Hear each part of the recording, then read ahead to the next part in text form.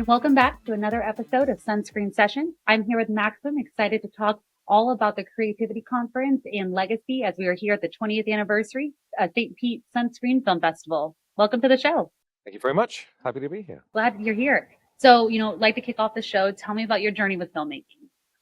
When I was 11, my mother's boyfriend told me, "You don't like being told what to do, and you're not going to want to work in an office. So I think you should be a film director." And I said, "Okay, can I go out and play now?" And didn't think about it again until I was 13 and we had a careers interview. And I was thinking, I'm 13, this is absurd. Why would a 13-year-old know what they're going to do with their career? I don't even know who I am yet. But there was a book of careers in the waiting room, and I remembered the conversation from 2 years ago, and I found film director. And it said in the book, the job of the film director is to have a vision and communicate it. And then there was a bunch of stuff about understanding different roles. But fast forward now, I do keynotes all over the world. I've taught filmmakers all around the world in different contexts and students. And that phrase has really stuck with me when I'm teaching directing skills. There's a lot packed into that idea of having a vision and communicating it. So I went into the interview and the lady said, "Hi there, have you thought about what you're going to do?" And I looked her in the eye and I said, "I'm going to be a film director." And she made a noise a bit like a car mechanic with bad news. It was like, she said, "Good luck. It sounds like you know what you want to do. We're running a bit behind, so you might as well send the next pupil in." And I got out, and true story, the reason I began a career, this is the truth, I began a career as a film director is because I was standing in the school playground, and because I'd come out early from the meeting, I had an extra break. And I was watching my friends going into classes thinking, if I keep telling people I'm going to be a film director, which is a completely ridiculous thing to say, I'm going to get extra breaks all the way through school. Anytime there's it's a true story, anytime there's a careers thing, it's obviously nonsense. Who knows what they're going to do? I'll just keep telling them I'm going to be a film director. But I started at 15 and I managed to get hold of an old camera and shot a little thing. And I just fell in love with it. And fast forward, I've worked on about 60 productions. I went 2 of the top 5 film schools in the UK. I come from a poor family. And one of the things that I learned, single parent family on welfare. And one of the things I learned quickly is that it's expensive making films. But the thing about wealth is that I wish that there were more clarity for independent filmmakers about the extraordinary scale of their achievement. Because when you have access to wealth, generational wealth, it's not just that you have the money to pay for projects or the new camera that you want or a car to get around. It's also that you don't have to work for a living. So there's 40 hours a week right there that you can dedicate to your craft, your art, your great work, your mission as a storyteller. And then there's the introductions. Oh, hey, I know this person who runs this company. Why don't you intern for them? And then you're working on Hollywood movies. I think it's wonderful that people that come from wealthy backgrounds have those opportunities. And the work that they produce is often fantastic and they deserve all the success that they get. It's great. But for those people that don't come from that elevated starting point, they often feel like failures, I think. They often feel like, what's wrong with me? Why am I not getting these opportunities? Why have I not been discovered? That's like the seed of imposter syndrome. Right. Yeah. And of course, imposter syndrome is a sign that you're succeeding. It's like the sign that you've become a guru is that you start saying, I don't know, when people ask you questions. Because what you do know is so valuable that your power and your worth is not diminished by what you don't know.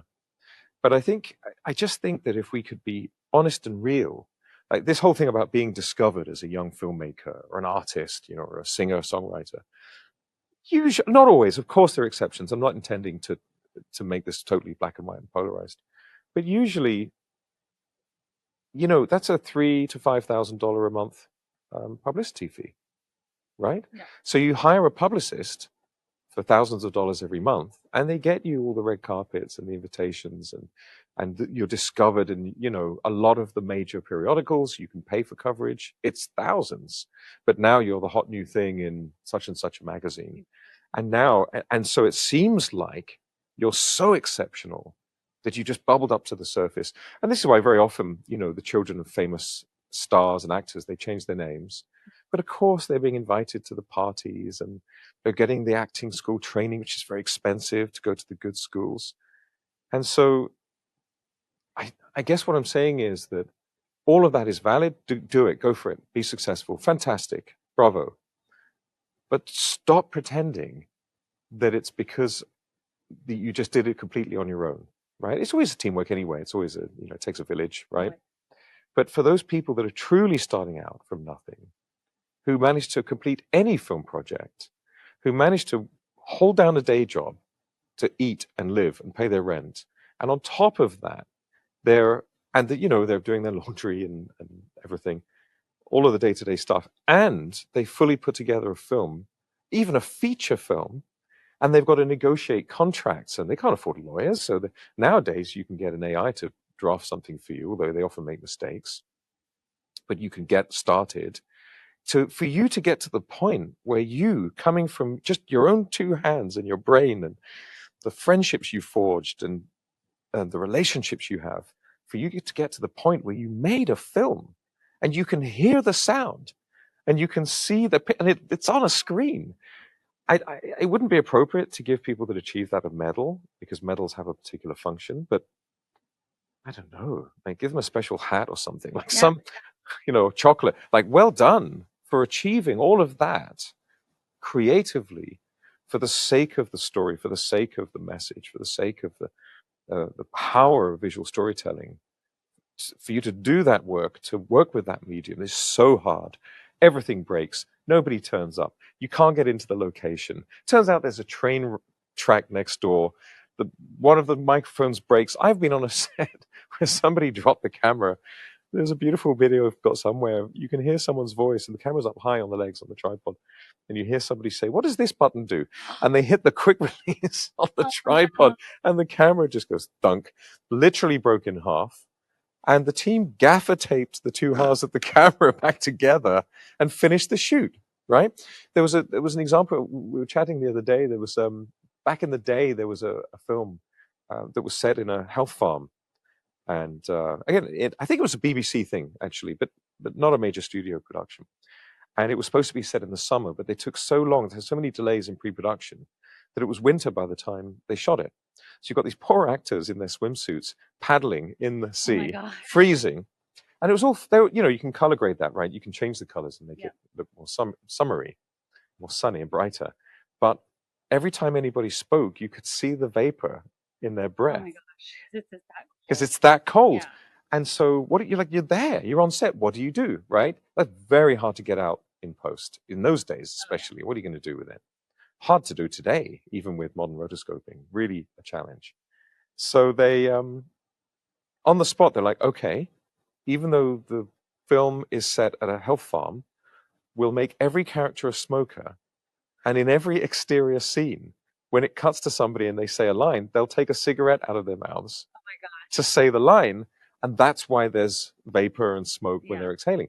That's awful. But to come up with these solutions, right? What an incredible achievement.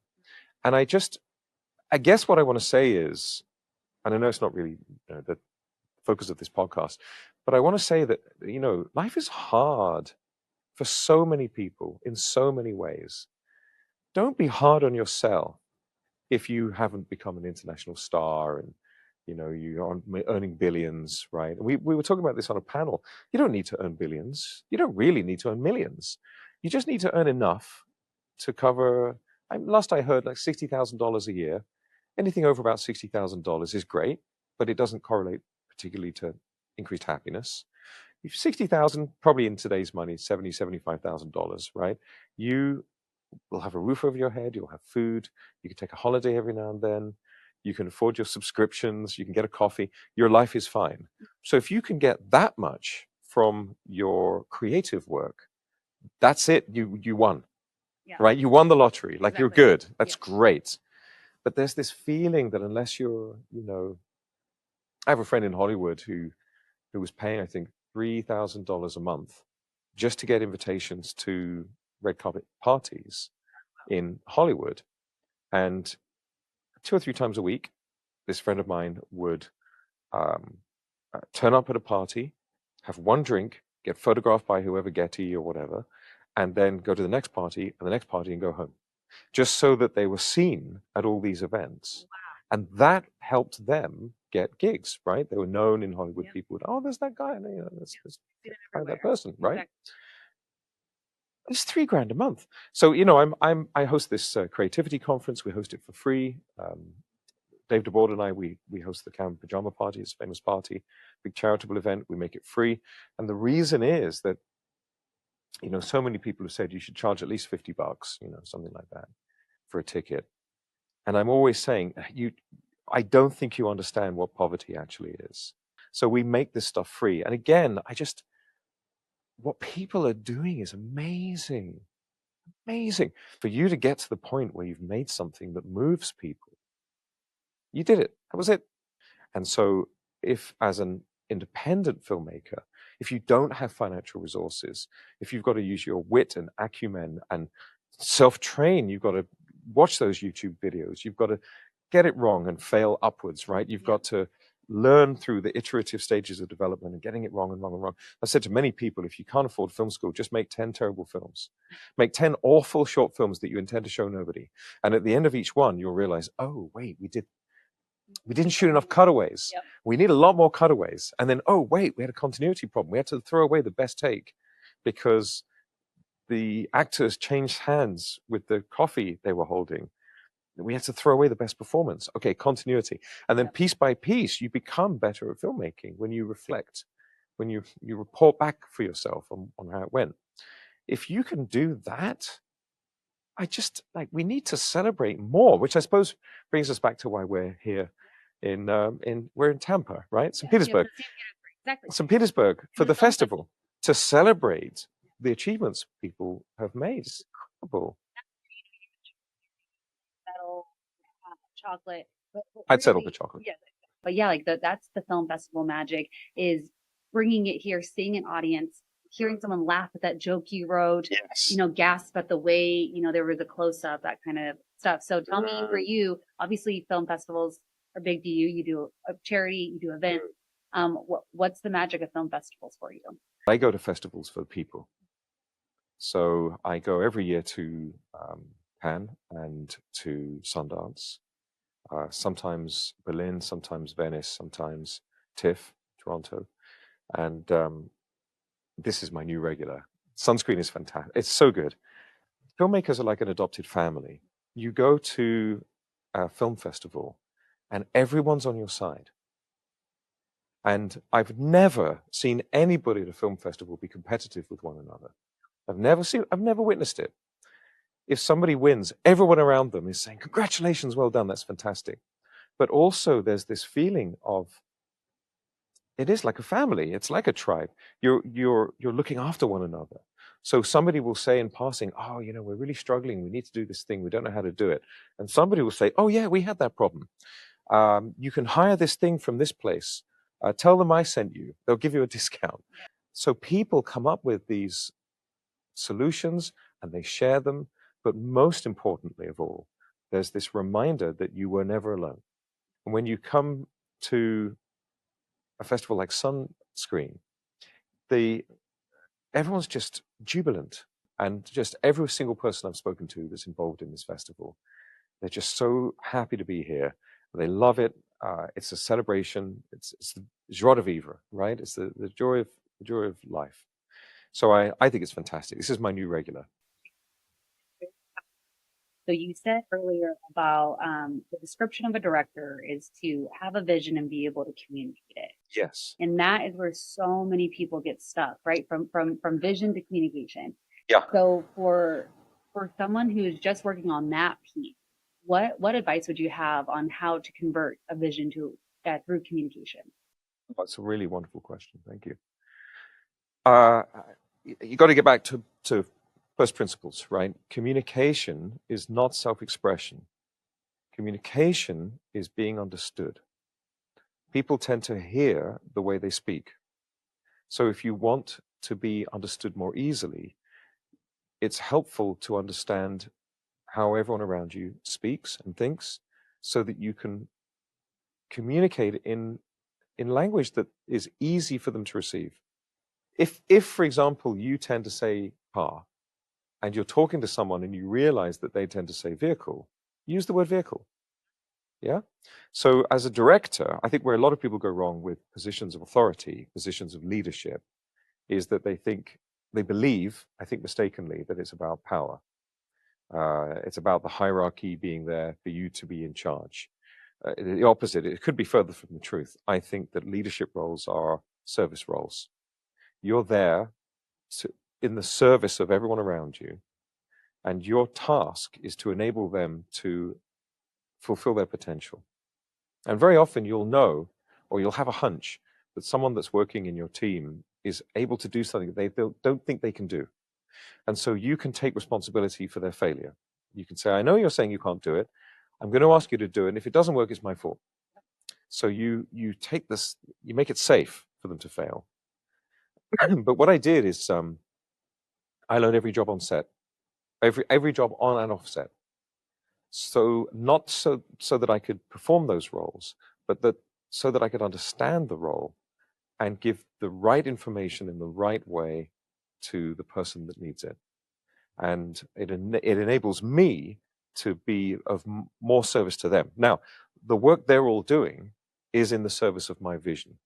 And I believe in hierarchies. Hierarchies are actually a great idea, except when they're abused. But then that's a broken hierarchy, exactly. Right? So a healthy working hierarchy, fantastic. If I'm not in charge, great. Who do I report to? And how should I report to them? Exactly. If I am in charge, I just am, right? There's no need to shout. There's no need, like, you are in charge. It's simple. So the goal on a film production, I have a vision. Everyone who does anything is in the service of that vision. And I like to describe it as being, there's an orchestra, everyone's tuning up their instruments, and you're the only one in the room with a tuning fork. So someone says, hey, I'm thinking of doing this. And you say, okay, let me see. Let's take a look. And you go, ding, and then they play the note, right? Mm-hmm. And it's either in harmony or it's not. It's either in harmony with your vision or it's not. And if it's not, that was great. Save that for another project, not for this one. Can you try again? I'd like it more like this. Give them direction. If it is great, fantastic. Sometimes it'll be better than what you asked for. And I love that when someone comes up with a solution that's better than the one I wanted. It just makes me look like a better director. Oh, absolutely. Unless you're prideful and egoistic and you like, how dare you, we're not going to use your idea, we're using my idea. Yeah. You're a terrible director. If their idea serves your vision better than you were serving it yourself, brilliant, thank you. And celebrate it. Hey, everybody, so-and-so's ideas was so much better than mine. We're doing this now. And then you get that recognition, that appreciation. Loyalty is reflected, not demanded. And if you want people to be loyal to you, which you need on a film production, you need to show it to them first. You need to respect them and honor them. So again, I learned every job, so I can talk about lenses and f-stops and t-stops and depth of field and the circular confusion, and I can talk to the gaffer about lighting rings and power rings, right? Electricity, yeah. And trace and gobos and magic arms. And I've built sets. I've done stunts. I'm an actor sometimes. By taking every role at least once, you are able to empathize, not just sympathize. So you genuinely are experiencing their need with them. And you can communicate in a way that they can hear and give the information that they need in the service of your vision. But offset, get over yourself. Like on set, I'm in charge. Yeah. Offset, I'm just a dude who'd like a coffee. Let's chill. So again, I believe in the hierarchy. Going back to the vision part, I think it is your responsibility, unlike life, to know the why for literally every question. You have to know the whole thing.